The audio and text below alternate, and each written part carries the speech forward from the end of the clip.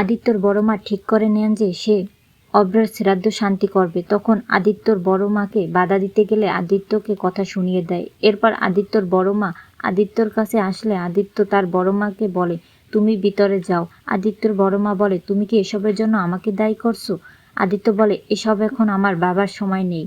বড় মা বলে, বলো না, তুমি কি এসবের জন্য আমাকে দায়ী করছো, বলো। আদিত্য বলে, আচ্ছা দাদাভাই কি আমাদের ব্যাপারে সব কিছু জেনে গিয়েছিল?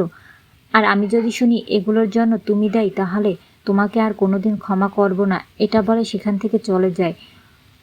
পরমা কাঁদতে থাকে।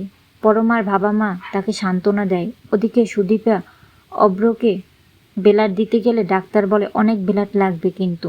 সুদীপা বলে, আমি সিদ্ধান্ত নিয়েছি। এরপরে অভ্রার অপারেশন শেষ করে বেডে নিয়ে যায়। অভ্রাকে ডাক্তার দেখিয়ে দেয়, উনি আপনার ব্লাড দিয়েছে।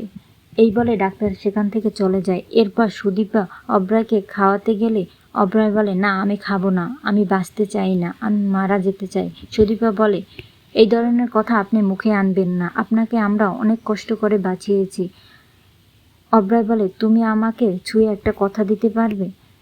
সুদীপা বলে, আচ্ছা কি বলেন। আমি যে এখানে আছি কেউকে জানাবে না।